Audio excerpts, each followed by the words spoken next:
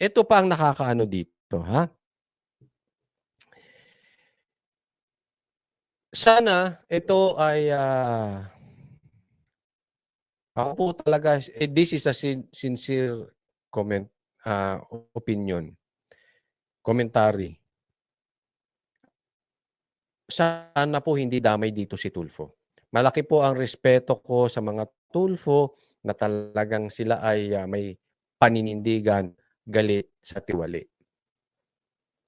Bagamat kasama dito si Congressman Tulfo sa pagre-raid dito, posibleng hindi niya alam kung meron mang, katotohanan 'tong sinasabi ni Maharlika. Di umano, maaaring hindi niya alam, pero pagka hindi po nanindigan dito si Tulfo, indirectly kasabwat siya.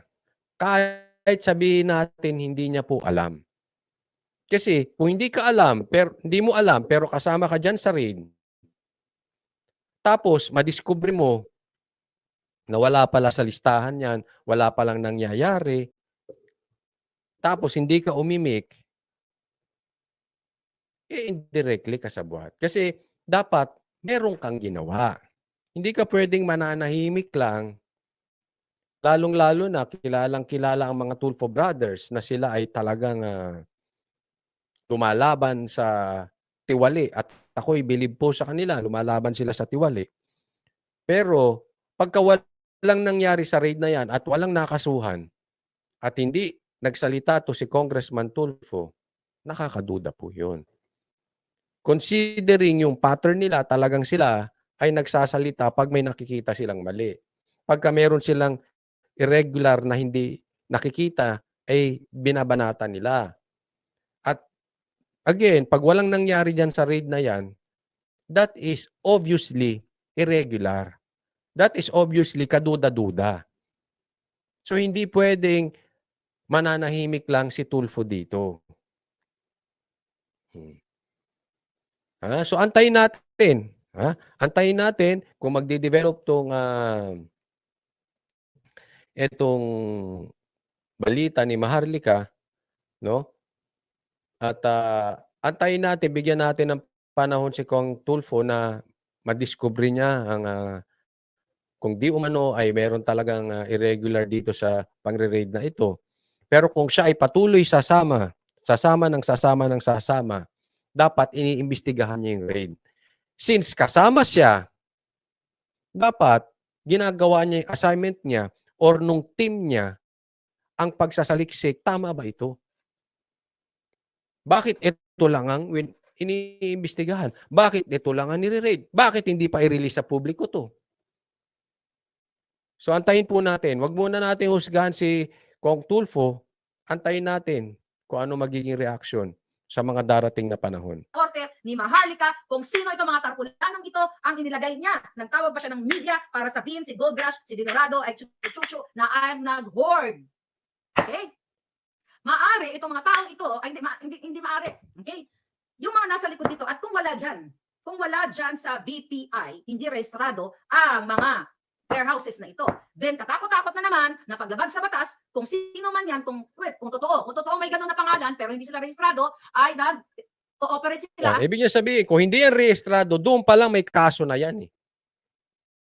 Bakit wala? Parang 'di ba sa bus, parang kolorum, bogus, ika nga. Panibagong katakot-takot na panloko sa Pilipino. 'Di ba? So nag-jive ang pagtimbre nitong Abangan natin kung ididemanda 'to, may mangyayari sa raid na 'yan. Magre-react ba si Tulfo? Pero kung after the raid, tahimik na 'yan, wala namang demandahang nangyari, walang investigasyon nangyari, eh parang 'yan yung salita ni Marcos na bilang na araw ninyo. Parang 'yan yung salita ni Speaker na your days are numbered. Oh. Pero sa madaling salita, puro dakdak. Ito naman, sa madaling salita, puro raid. Kung walang mangyayari dito. So abangan natin. Pero ito po ay, considered na sigurado pagka walang nangyari, papogi lang nangyari diyan or posible na meron lang silang gustong mamayagpag ng mga ibang warehouse kasi bakit yan lang ang ni-raid. Magaling na isang puting ahas natin at nung nagtimbre sa atin from the Congress. Sabi ko kasi, "Palangga," sabi ko gano'n, "Paki-ano nga, paki-double check nga ito," sabi ko na gano'n. Kasi mas malinaw ang mata mo sa'kin. Sabi ko, "Mas malinaw ang mata mo sa'kin, paki-check nga yung list baka, nagmamalikmata lang ako, yan baka hindi ko makita. Baka naman nandiya-diyan yung pangalan nitong mga nabanggit na JJS, Gold Rush, 'di ba? Chuchu, okay?" So sabi niya, "Sige po," 'di ganyan-ganyan. So chinek ayan, dinoble check, wala daw talaga. Sabi niya, "Ni isa po sa listahan ay wala talaga." Alright? Ayan. Kasi nga dapat nasa cold storage ang, actually sabi ko, "Palangga, wala sa cold storage. Hindi ko pa nache-check yung dry." Sabi nga sa akin ni Palangga, sabi niya, "Yung talagang malalaking business nilalagay nila sa cold storage facility para ma-extend nga yung shelf life." Sabi ko, "Wala nga ako nakita sa cold storage, naduduling na nga ako eh." Sabi ko, "Tignan natin sa dry storage." So wala talaga. So anyway, balik tayo dito sa isang puting ahas natin sa Kongreso. Okay. Sabi sa akin ng ating puting ahas, alam niyo, Miss Maharlika, okay, ang lokohan nga, ang biruan ng mga media sa Congress. Hoy! Mga media sa Congress, puro kayo biro. Itaya nyo yung Media sa Congress. Ulitin ko, diinan natin. Media sa Congress. Ano? taas yung bayag nyo. Di ba? Oh. Kung meron man ng inyong balls. Ang biruan nyo daw sa Congress, warehouse din naman ni speaker yung yung ni-raid eh. Kunwari, may raid para show lang. Di ba? At yung mga Ayan na. Media sa Congress. In short, kung totoo sinasabi ni Maharlika, di umano, kilala nyo yang mga media sa Kongreso. Siyempre, yan ang mga sumasama sa inyo. Yan ang parati nyong nakikita. Yan ang pagka meron kayong hearing, yan ang nakikita nyo. Ibig sabihin, sila yung mga naka-assign. Kasi may assignment yan. Naalala ko nung kampanya, 'di ba? May naka-assign dito sa politiko. Halimbawa, kay Isko may naka-assign ng GMA, may naka-assign na taga ABS, taga UNTV, may naka-assign sa SMNI, gano'n may naka-assign. O kaya alam natin na hindi man natin sila kilala, halos araw-araw sila yung nakikita namin, yung cameraman nila, yung team nila, sila-sila. O muntik pa nga tayong machismis diyan sa taga-Rappler. Kasi yung kanilang mga TV anchor, sila-sila yun eh. Madalas nating nakakasama. 'Di ba? So, ibig sabihin, kilala nila yung mga media diyan sa Congress. Ayan daw ang biruan ng mga media. Peking raid daw yan. At yung raid na yan ay warehouse daw ni speaker. Kung ito ay hindi totoo, bakit hindi nyo questionin yung mga media nyo dyan sa Congress? Kasi hindi ka basta-basta makakapasok unless may ID. Unless permitted ka. So, ibig sabihin may official yan na media dyan. Ba't di nyo questionin? Kung hindi ito totoo. At kung ito ay totoo, may alam niyang mga yan. Kasi yan lagi ang sumasama. Nagigets nyo po? Yan yung nakakakita ng harap-likod ng isang politiko. Kaya nga sabi ko sa inyo, nung panahon ni Isko, nakita ko yung totoo niya. Yung kahit wala ng camera, eto ganyan siya gumalaw, talagang mababang tao, mapagkumbaba. Pag sinabing wala ng camera, wala nang kumukuha, pero ganun pa rin ang ugali, iba talaga. Nakikita kasi ng mga press yan. Naiintindihan po. Kaya may punto po yung sinasabi ni Maharlika rito. bigas na hinord niya. Tapos ang gagawin niyan, sabi ko hindi ko to words. Words daw po ito ng mga mainstream media na nakatutok dyan sa Congress. Ito pa sinungalingan niyo. Sabi niya, ano din yan eh. Alam mo naman syempre sa ganyan, yung iba syempre duwag, walang balls, ganyan. Naintindihan ko, baka gurgurin ni Lisa at may tambaluslos. Maintindihan ko, kaya nga lumaban kayo ng mag-speak up day kayo para maging solido ang ating... Kung totoo yung sinasabi ni Maharlika, hindi, sabi niya, bakit di kayo mag-speak up media? Hindi po nila gagawin. Una, syempre, hindi na sila isasama sa susunod. Hindi sila makakatanggap ng NMAX. Hindi ko po pinagbibintangan ng Ensimada. Hindi, di ba yun yung sinasabi nila na ibibigay sa media? Paglaban para sa katotohanan. Imagine nyo mga kababayan, alam na pala ng mga media dyan sa Congress, naglolokohan sila na, pinagloloko lang tayo ni Tambaluslos eh. May tumatawag sa kanya Tambaluslos. Naraid niya yung sarili niyang warehouse. Tapos kunyari, nag-show, at yung mga bigas na hinord niya, tapos ang gagawin, pagkakaperahan pa niya at ibenta sa DA. Ang ganda nito sinabi ni Hernando. Malaman po. Sabi niya, nakabuelo mga durobo sa panahon ngayon. Lahat ng illegal. Ayun. Malalim yan. Nakabuelo kasi tagal silang nawala eh. So yung nawala nila for how many years, babawiin isang buga. Ubos ang dugo natin. Tapos, di ba, kunyari dadaan sa kadiwa, i-win-win siya dito. Oh, yan po ang sinabi, hindi ko sinabi yan, yan ang sinabi ng mga press people inside the House of Representatives. Ngayon, mga kababayan, anong kinalaman ko dito? Ako lamang ay nag-uulat sa inyo. Hanapin ninyo sa lahat ng mga interview ni Tambaluslos together with Congressman, Party List, Axis, Erwin Tulfo na, you know, Tulfo, sir, wag ka sana madamay dyan, sir. Believe po ako sa inyo. somehow I admire this person, but now, you know, kung nasa likod kayo po, ay sumasama-sama kayo kay Dodong, nagre-raid siya ng sarili niyang warehouse, wala kayong pinagkaiba sa kanya. Kasi, tinotolerate nyo. You know, if you witness the discrepancy, the illegalities, then why you join yourself? Pag halimbawa nakakita ka ng rapist, nire-rape sa harap mo, kahit hindi ikaw ng rape, accomplice ka, rapist ka din. Sa madaling salita. Ganun lang kasimple. Kasi wala kang ginawa, alam mo nire-rape eh. Alam mo nire-rape ang taong bayan. Sa pagmumukha mo ginagawa, wala kang ginawa, nire-rape ang isang kabataan, rapist ka din. Kahit hindi mo ni-rape. Ito ba yung kasabihan na, if you can't beat them, join them? Not me, I'm gonna beat them. Bayang magiliw. Yan, magbibit ako ng gano'n. Para sa taong bayan. Anyway, mga palangga. So, ang question natin ngayon, hindi lang pala tanim kaso. Okay? Lahat ng pagkatanim, tanim alak, remember that? Inumpisa nila sa tanim alak sa Bilibid, tanim Red Horse, lahat na lang itinanim. Tanim kaso kay Lola, kay Fair Lady Maharlika. Now, tanim. Hoarders. Pati si Bantag, tinaniman. Yung sinasabi ni Maharlika di umano, lahat tanim, pati kay Tebes eh. Posible yan, ha? Oh. Papalabisin sa me. For sure, alam naman ng mainstream media na nag-cover sa kanya doon. Kasi syempre, behind the scenes, may mga pag-uusap yan. At tinitimbrihan yan sila. Pinaabisuhan, oh, Fair Lady Maharlika, may raid tayo ngayon. Baka naman gusto mong pumunta. Dadadadada. Yung iba pa nga dyan, oh, baka gusto mong pumunta. May pasobre si Tambaluslos. Oh, may... Totoo yan, sa media, ha? Oh. Kasi, hindi, malalaman ba ng media kung walang patawag? Hindi mo malalaman yan. Kung magre-raid. Paano mo malalaman? Ibig sabihin, pinatawag.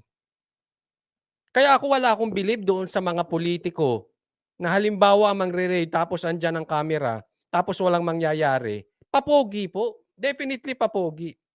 Yung gigibain yung kubol tapos babalik, papogi lang ang ginamit. Yung kubol sa Bucor halimbawa. Di bali kung giniba mo, pinakita mo sa taong bayan, okay yon. Pero yung kubol, ni-raid mo ngayon, tapos susunod, ay, giniba mo ngayon, tapos sa susunod, may presko na naman, giniba mo na naman yung, ano yan, balik-balik yung kubol, hindi maubos-ubos. Saka lang kayo magigiba pag may media. Halatang papogi eh. Hindi po ba? Yan po, para sa akin ay pang-iinsulto sa katalinuhan ng Pilipino. Alam mo, para sa akin, yung halimbawa sasayaw-sayaw ka sa eleksyon, yan po ay pang-iinsulto sa pag-iisip ng Pilipino. Bakit po nila ginagawa yan? Ibig sabihin, binibili. Ibig sabihin, bumebenta sa taong bayan. Kasi hindi naman nila gagawin yan kung hindi bumebenta eh. Ganyan po pa tayo mga Pilipino mag-isip. Mga ganon, may pasobre si Sir. So question, i-urge nyo kay Tambaluslos, ipakita niya, pangalanan niya, ang nagmamay-ari ng apat na Ayan ang warehouse. hamon sa'yo. Kung totoo yung raid mo, pangalanan mo, yung apat na yan. Na kanyang ni-raid. Kasi ang humarap lang sa eksena ay ang pagmumukha niya. Again, kung gusto nyo ma-research ito, lagay ko ng comment, ayan, para mapatunayan ninyo na yun. Nangyari yan. At ako ay naniniwala may mga kasunod pa to. Nakikita natin na pumupunta na sa palengke eto si speaker, no? Don't tell me na hindi nyo tinawag yung media. Kasi kasama yung media eh.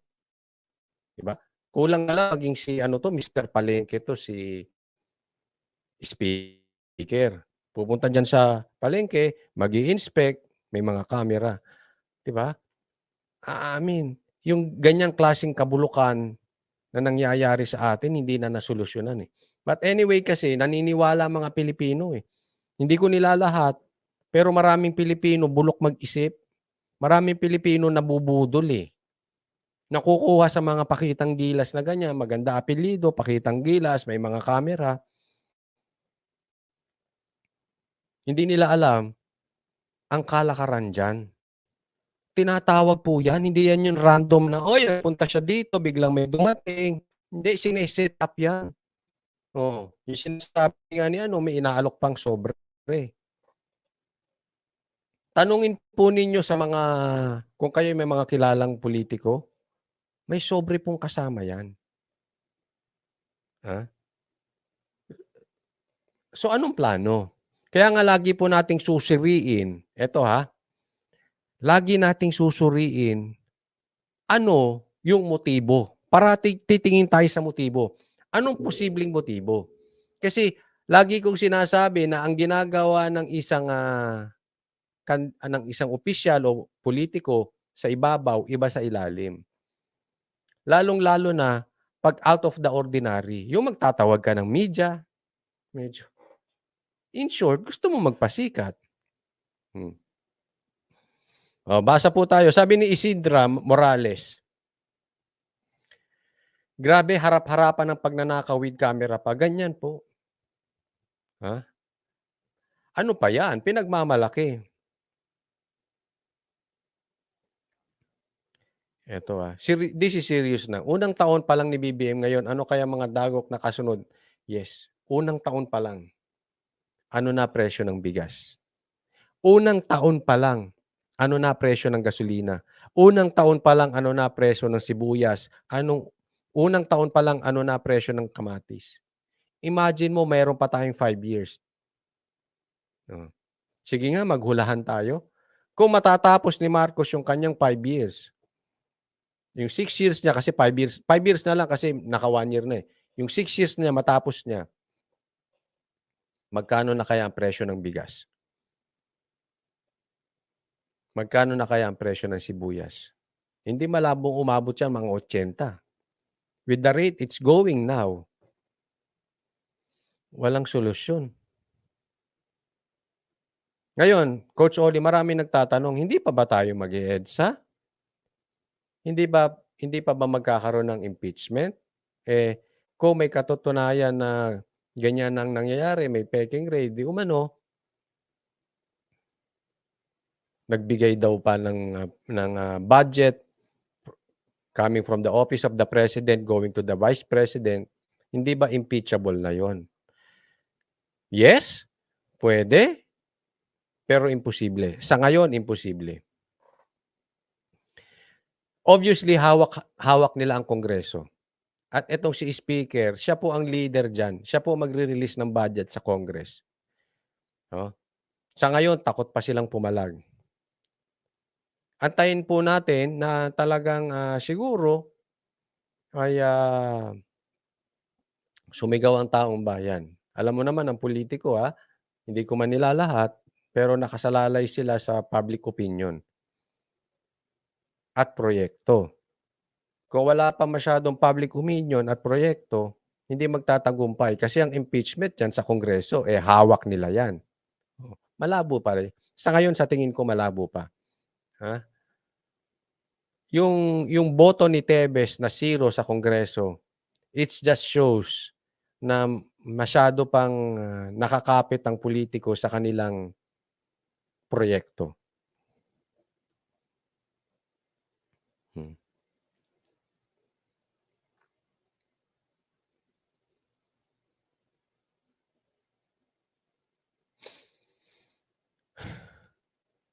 Hmm.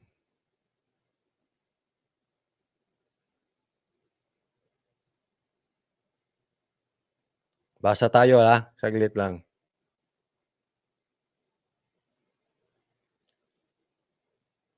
Lydia, mahirap hulihin ang taong manghuhuli, style Tambaloslos.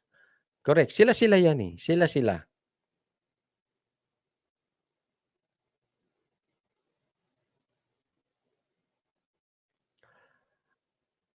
Alam nila yan, imposible naman. Pero nga dahil sa politika, they go with the flow na lang.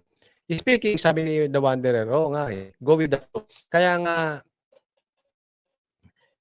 posible din naman na go with the flow lang muna itong mga to. No?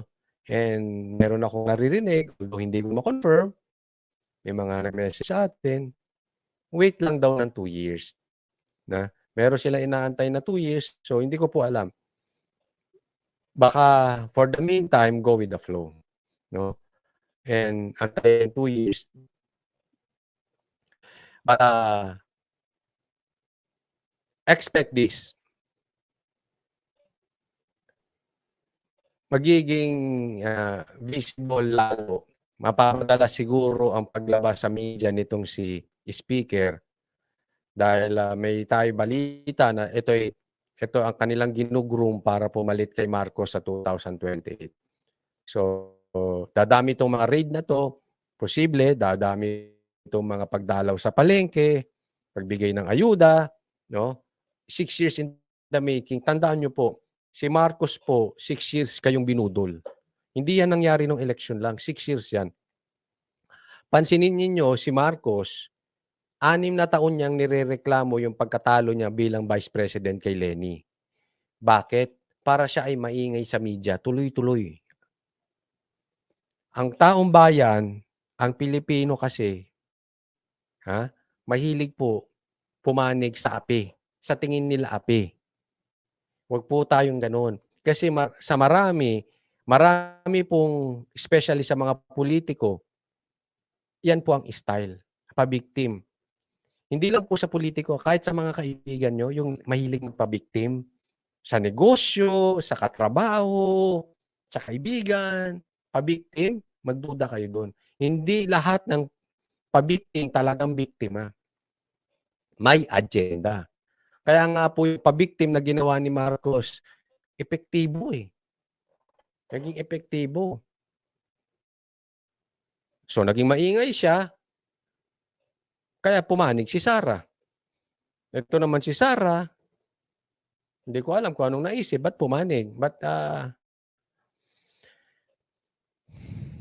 ito, tapos, years after, ito, nagpasa si Marcos ng budget kay Sara. I don't know kung iyan ay may connection. Pero, ganun po ang plano sa pagtakbo sa presidente. 6 years in the making. Kaya yung masyadong madaldal, masyadong papogi sa media, tingnan ninyo, ano ang agenda.